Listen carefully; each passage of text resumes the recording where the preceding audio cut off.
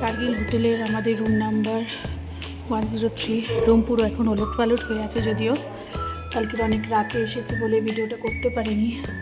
আর সকালে এখন লাদাখের উদ্দেশ্যে বেরোচ্ছি, তাই ভিডিওটা করছি। এটা হচ্ছে টয়লেট,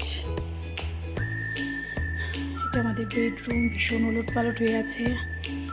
এখানে সোফা আছে, দুটো চেয়ার আছে, বড় বেড আছে, এরা আছে। রেডি হয়ে গেছি। এরপরে লেদার জ্যাকেট, কারণ প্রচণ্ড ঠান্ডা এখানে। লাগেজ আমাদের বাইরে বেরিয়ে গেছে। একটা উইন্ডো আছে, যেহেতু বেসমেন্ট, বাইরে সেরকম কিছু নেই।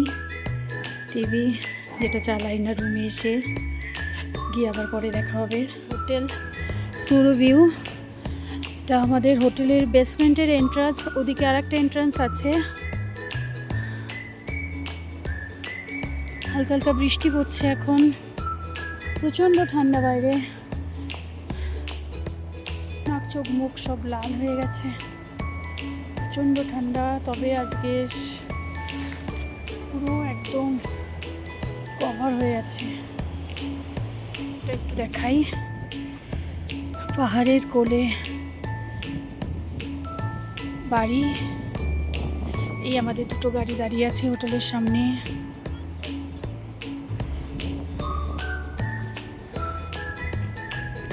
দূরে দেখতে পাচ্ছেন মেঘে ঢেকে আছে পাহাড়ের মাথা। এদিকেও তাই, মেঘ নেমে গেছে।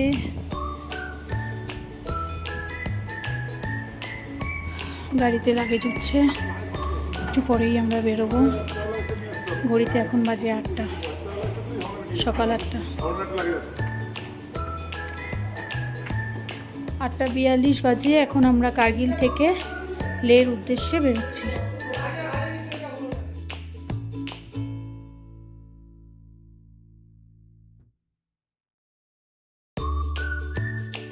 কার্গিল থেকে লের উদ্দেশ্যে আমরা বেরিয়ে গেলাম।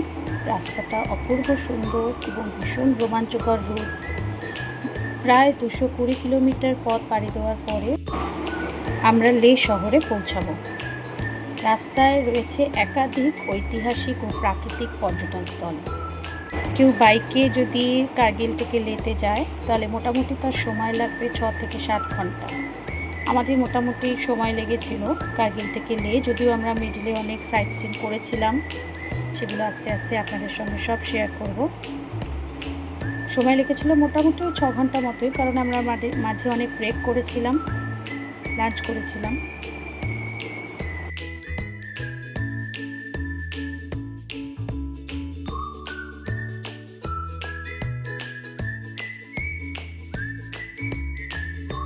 কাল রাতে কার্গিলের টেম্পারেচার মোটামুটি 4-5 ছিল, প্রচণ্ড ঠান্ডা। সকালবেলা টেম্পারেচার দেখলাম আরও কমে গেছে।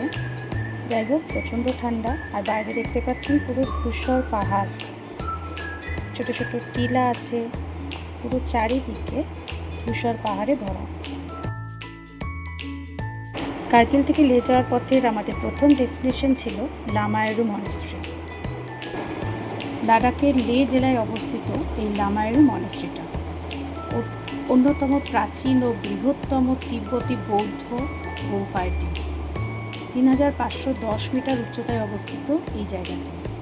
আর তার চারিদিকে রয়েছে চাঁদের পৃষ্ঠের মতো ভূপ্রকৃতি। সেই জন্যই লামায়রু মনেস্ট্রির পাশে রয়েছে মুন মাউন্ট।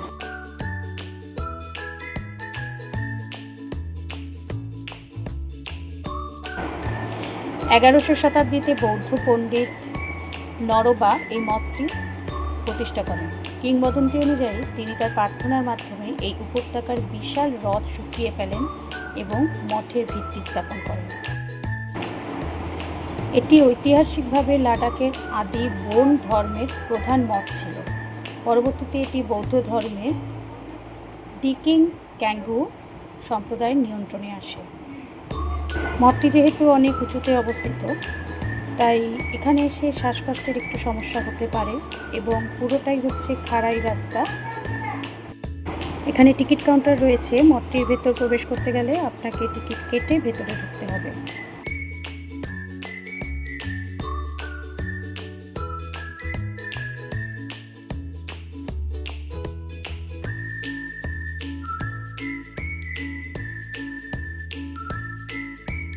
লামাইনু মনেস্ট্রি যেটা এখন দেখতে পাচ্ছেন সেটা হচ্ছে মুনল্যান্ড। আমাদের টিকিট কাটা হয়ে গেছে, এবার আমরা আস্তে আস্তে মনেস্ট্রির ভেতরে ঢুকছি।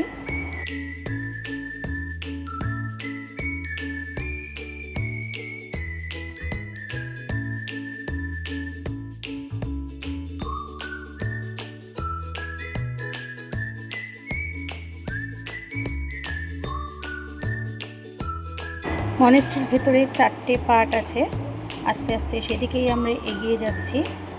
মেন টেম্পল, তারপর হচ্ছে সিঙ্গে লাখাম, অ্যাভালোপিটেসভারা টেম্পল।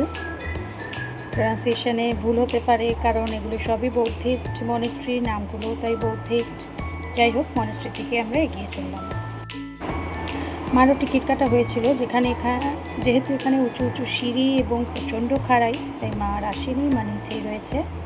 এবার আমরা মেন টেম্পলের দিকে এগিয়ে যাচ্ছি।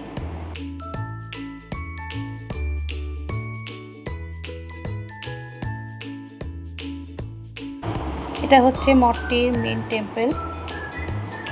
এই হলে নরবার ধ্যান করার পবিত্র গুহাটি আজও সংরক্ষিত আছে। মনেস্ট্রির মেন টেম্পলে আমরা উঠে গেছি। এবার মেন টেম্পলের ভেতর আমরা ঢুকবো। অনেক সিঁড়ি, তাই একটু হাঁপিয়ে গেছি।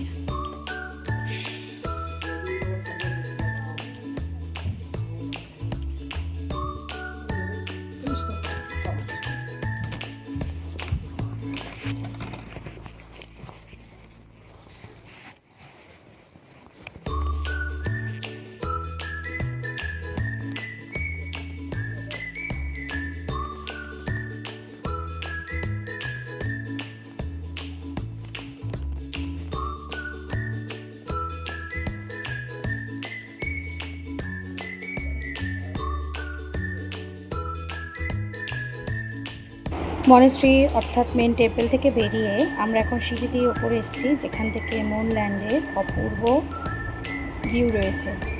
প্রচণ্ড খাড়াই সিঁড়ি।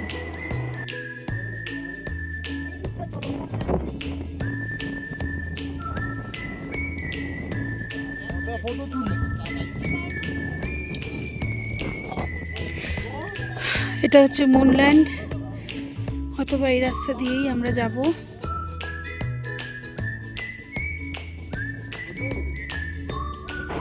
মঠটার চারপাশে পুরো এই রুক্ষ খোদাই করা পাহাড়গুলো অবিকল দেখতে লাগছে চাঁদের পৃষ্ঠের মতো।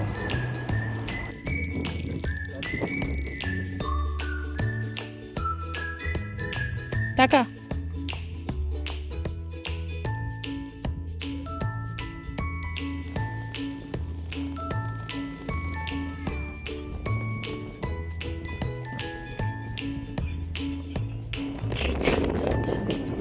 হাওয়া দিচ্ছে, বুঝতেই পারছেন, প্রচণ্ড হাওয়া, প্রচণ্ড হাওয়া। দেখতে পাচ্ছেন কি অসাধারণ লাগছে, প্রচণ্ড। রাস্তাটা দেখুন কি সুন্দর লাগছে। মনেস্ট্রি দেখে আমরা বেরোচ্ছি। যেমন ঠান্ডা, হালকা ব্রিদিং প্রবলেম হচ্ছিল না, বেটার। সবারই প্রবলেমটা হবে কারণ অল্টিটিউড ইজ টু হাই। যাই হোক, এবার পরের স্পটে আমরা যাব।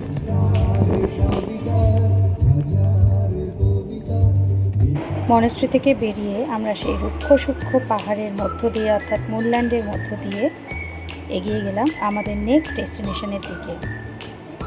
দেখতে পাচ্ছেন কি সুন্দর লাগছে, অপূর্ব দৃশ্য।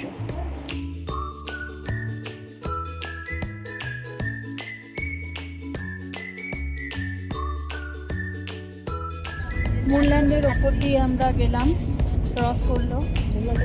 মুনল্যান্ড নাম হচ্ছে চাঁদে যেমন ক্রিয়েটেড থাকে সেই ওরকম চাঁদের মতোই পাহাড়ের গায়ে ওরকম ছোটো ছোটো গর্ত মতো করা আছে, সেই জন্য এর নাম হচ্ছে মুনল্যান্ড দেওয়া হয়েছে।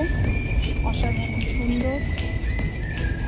অনেক জায়গায় গেছি পাহাড়ে, কিন্তু লাদাখের একটা পাহাড়ের আলাদা রূপ, এবং এখনো পর্যন্ত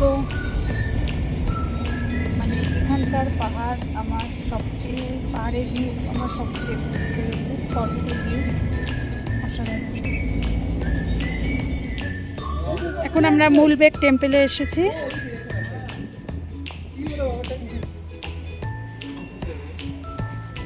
এটা একটা মনেস্ট্রি।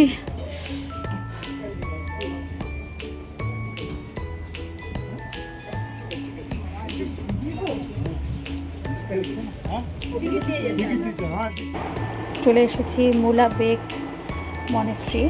কার্গিল থেকে প্রায় 36 কিলোমিটার পূর্ব দিকে অবস্থিত লাদাখের এই ঐতিহাসিক একটি মনেস্ট্রি। প্রায় 9 মিটার বা 30 ফুট উঁচু পাথরে খোদাই করা রয়েছে এখানে বুদ্ধের বিশাল মূর্তি, যার জন্যই এটি বিখ্যাত, যা 7ম থেকে 8ম শতাব্দীর মধ্যে তৈরি করা হয়েছে বলে মনে করা যায়। আমরা এখন মনেস্ট্রিটার মেন টেম্পলের মধ্যে রয়েছি। এখানে বিভিন্ন ধরনের দেয়াল চিত্র রয়েছে। ন্যাশনাল হাইওয়ে 1-এর পাশেই রয়েছে এই পাহাড়ের চূড়াটি। এখানে পাহাড়ের গায়ে খোদাই করা রয়েছে বিশাল বড় বড় গান্ধার শিল্পের নিদর্শন। এই চত্বরে দ্রুকপা ও গেলুগাপা সম্প্রদায়ের দুটি আলাদা গুম্ফা রয়েছে। সকাল 6টা থেকে সন্ধ্যে 6টা পর্যন্ত খোলা থাকে, এবং মনেস্ট্রিতে প্রবেশ করতে গেলে আপনি 20 টাকা মতো প্রবেশ মূল্য দিয়ে ঢুকতে পারেন বা বিনামূল্যেও ঢুকতে পারেন, সেটা আপনার উপর নির্ভর করছে। কার্গিল নাকি খুব ড্রাই অবশ্যই। তো এত অসাধারণ সুন্দর ভিউ, ভাবনাতীত।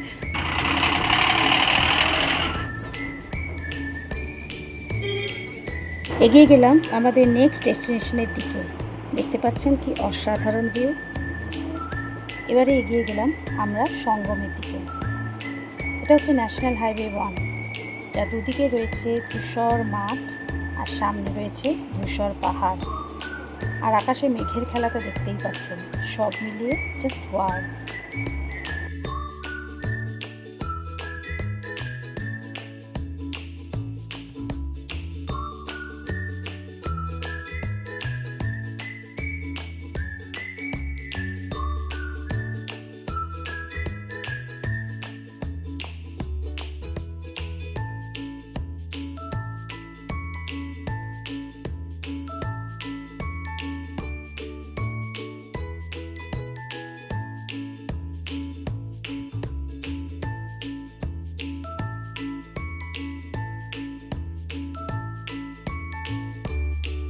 ঢুকে গেলাম লেতে।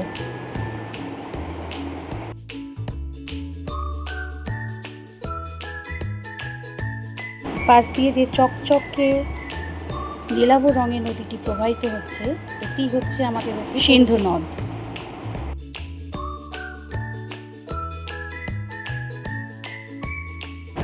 এই সিন্ধু নদের সঙ্গে জাস্কার নদীর সঙ্গম দেখতে এখন আমরা এগিয়ে যাচ্ছি। লের জাস্কার নদী হিমালয়ের অন্যতম সুন্দর ও শক্তিশালী নদী। এটি মূলত লের নিমু নামক স্থানে সিন্ধু নদের সাথে মিলিত হয়। এটি তার রোমাঞ্চকর রিভার রাফটিংও এখানে হয়। শীতকালের বিখ্যাত চাদর ট্রেকের জন্য সারা বিশ্বে পরিচিত।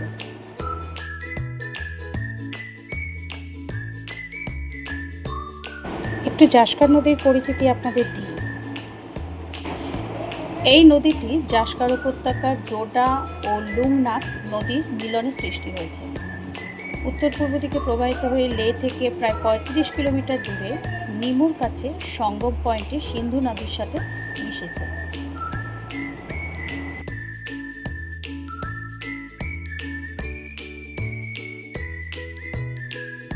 এই সুন্দর জায়গাটির নামই হচ্ছে সঙ্গম, যেখানে সিন্ধু নদী আর জাস্কার নদীর মিলন ঘটেছে।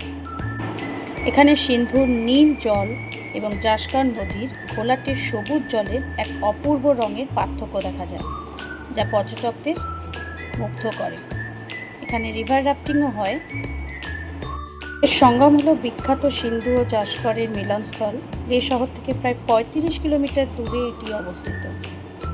সিন্ধু নদীটি তুলনামূলক শান্ত এবং জল চকচকে নীলাভ রঙের হয়। অন্যদিকে জাস্কার নদীটি তীব্র বেগের এবং জল ঘোলাটে বা বাদামি রঙের হয়।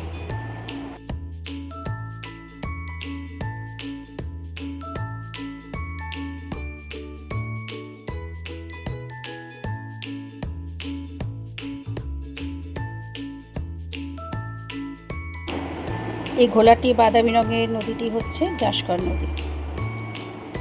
কনভেন্সের সামনে দাঁড়িয়ে আছি, আমরা উপরে আছি, আমরা নিচে নামিনি। প্রতিটি দেখতে অসাধারণ লাগছে। যারা রাফটিং করবে তারা নিচে গিয়ে রাফটিং করতে পারে। আমরা যাইনি কারণ এখন রাস্তা অনেকটা বাকি, কাজটাবাজি করিতে